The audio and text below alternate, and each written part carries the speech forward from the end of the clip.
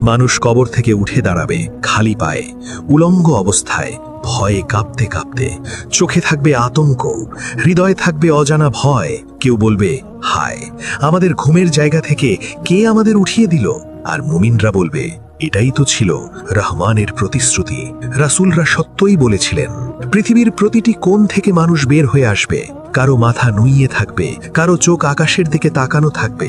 শিশুরা পর্যন্ত ভয়ে বৃদ্ধের মতো হয়ে যাবে। সূর্য তখন মানুষের মাথার খুব কাছে নামিয়ে আনা হবে। ঘাম ঝরতে থাকবে, কারো ঘাম হাঁটু পর্যন্ত, কারো বুক পর্যন্ত, কারো আবার কান পর্যন্ত পৌঁছে যাবে। এই হবে হাসরের দিনের শুরু। এখানে আর কোনো লুকানোর জায়গা থাকবে না, কোনো পরিচয় কাজ করবে না, কোনো ক্ষমতা কাজে আসবে না। এখানে থাকবে শুধু একজন বান্দা আর তার রব। আর সামনে অপেক্ষা করবে সবচেয়ে দীর্ঘ সময়, হিসাবের অপেক্ষা। তারপর সব মানুষকে একত্রিত করা হবে এক বিশাল ময়দানে। এই ময়দান হবে হাসরের ময়দান।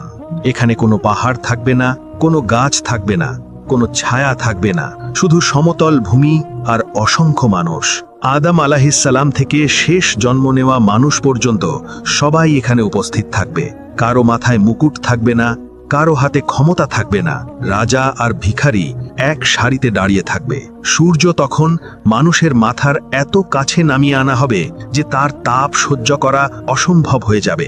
ঘাম ঝরতে থাকবে, কারো ঘাম গোড়ালি পর্যন্ত পৌঁছাবে, কারো হাঁটু পর্যন্ত, কারো বুক পর্যন্ত, আর কারো কারো ঘাম মুখ ও কান ঢেকে ফেলবে। মানুষ কথা বলতে পারবে না, শ্বাস নিতে কষ্ট হবে। চারদিকে শুধু কান্না আর আর্তনাদ। এই অবস্থায় মানুষকে দাঁড়িয়ে থাকতে হবে একদিন নয়, 1 বছর নয়, 50,000 বছর। এই সময়ের মধ্যে কোনো হিসাব শুরু হবে না। কেউ কারো দিকে তাকাবে না, কেউ সাহায্য করতে পারবে না। মানুষ তখন বলবে, হে আমাদের রব, আমাদের হিসাব শুরু করে দিন। যদিও জাহান্নাম হয়, তবুও এই অপেক্ষা থেকে রক্ষা করুন।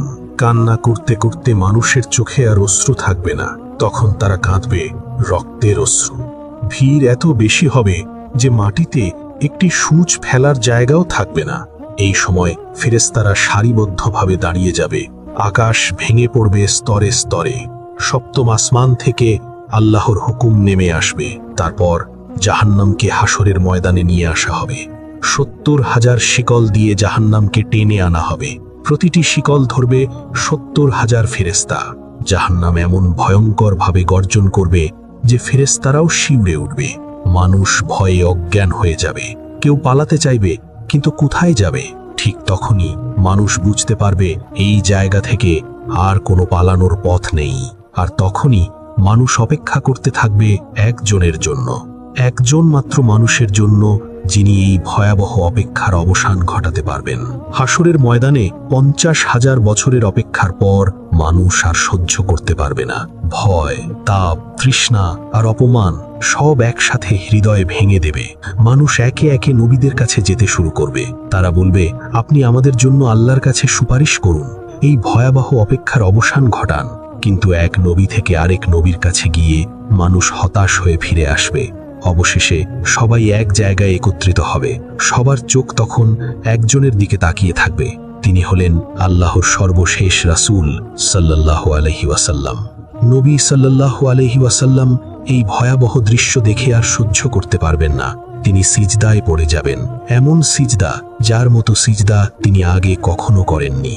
আল্লাহ তাআলা তখন বলবেন, হে মুহাম্মদ, আপনার মাথা তুলুন। আপনি যা চাইবেন দেওয়া হবে। আপনি যে সুপারিশ করবেন তা কবুল করা হবে। এরপরই হিসাব শুরু হবে। হঠাৎ করে আকাশ ভরে যাবে উড়ন্ত আমল নামায়। প্রতিটি মানুষের জন্য একটি করে আমলের বই। কোনো ভুল থাকবে না, কোনো কিছু বাদ যাবে না। সব লেখা থাকবে, গোপন পাপও, লোকচক্ষুর আড়ালের কাজও। মানুষ তাদের আমল নামা গ্রহণ করবে। যাদের ডান হাতে বই দেওয়া হবে তাদের মুখ উজ্জ্বল হয়ে উঠবে।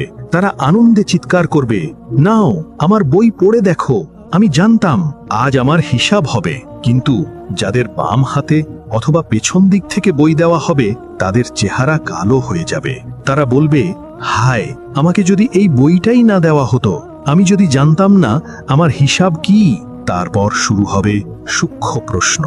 নামাজ, সময়, চোখের দৃষ্টি, কানের শোনা, জিহ্বার কথা, সব কিছুর হিসাব। অন্যের হক নেওয়া হলে সেদিন টাকা দিয়ে নয়, নেকি দিয়ে পরিশোধ করতে হবে।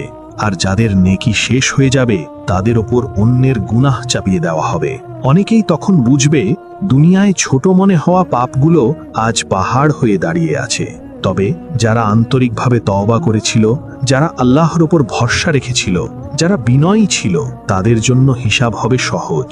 কিছু মানুষ থাকবে যারা কোনো হিসাব ছাড়াই জান্নাতে প্রবেশ করবে, কিন্তু এখনো বাকি থাকবে সবচেয়ে ভয়ঙ্কর অধ্যায়, কারণ সামনে অপেক্ষা করবে সবচেয়ে ভয়ঙ্কর পরীক্ষাটি, সিরাত। জাহান্নামের উপর একটি সেতু স্থাপন করা হবে। এই সেতু হবে চুলের থেকেও সরু, তলোয়ারের থেকেও ধারালো। এর নিচে জ্বলতে থাকবে ভয়ঙ্কর জাহান্নাম। আগুনের শিখা ঊর্ধ্বমুখী হয়ে উঠবে। চিৎকার আর আর্তনাদে মহাবিশ্ব কেঁপে উঠবে। এখন প্রত্যেক মানুষকে এই সেতু পার হতে হবে। কেউ পার হবে বিদ্যুতের মতো দ্রুত, কেউ বাতাসের মতো, কেউ দৌড়ে, কেউ হাঁটতে হাঁটতে, আর কেউ হামাগুড়ি দিতে দিতে। সবকিছু নির্ভর করবে দুনিয়ায় করা আমলের ওপর। এই সেতুতে মানুষের আমলই হবে তার আলো। কারো সামনে থাকবে উজ্জ্বল আলো, কারো ডান পাশে থাকবে দুর্বল আলো। কিন্তু মুনাফিকদের আলো হঠাৎ নিভে যাবে। তারা চিৎকার করবে, দয়া করে আমাদের জন্য অপেক্ষা করো, আমাদের কিছু আলো দাও। কিন্তু তখন বলা হবে, ফিরে যাও, দুনিয়ায় ফিরে যাও, যেখানে আলো জ্বালানোর সুযোগ ছিল। সিরাতের উপর থাকবে কাঁটা। অনেক মানুষ পা পিছলে পড়ে যাবে। জাহান্নাম তাদের গ্রাস করবে। তাদের আর্তনাদ শুনে অন্যদের হৃদয় ভেঙে যাবে, কিন্তু কেউ কারো জন্য কিছু করতে পারবে না। আর যারা পার হয়ে যাবে তারা বুঝতে পারবে এটাই ছিল সবচেয়ে বড় মুক্তি। এরপর জান্নাতকে সামনে আনা হবে।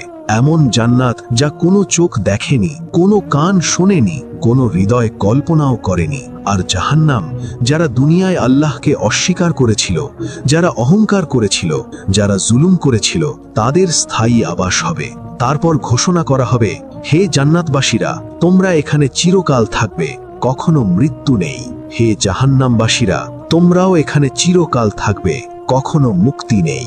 ঠিক তখনই মানুষ বুঝতে পারবে আসল জীবন এই দুনিয়া ছিল না। এই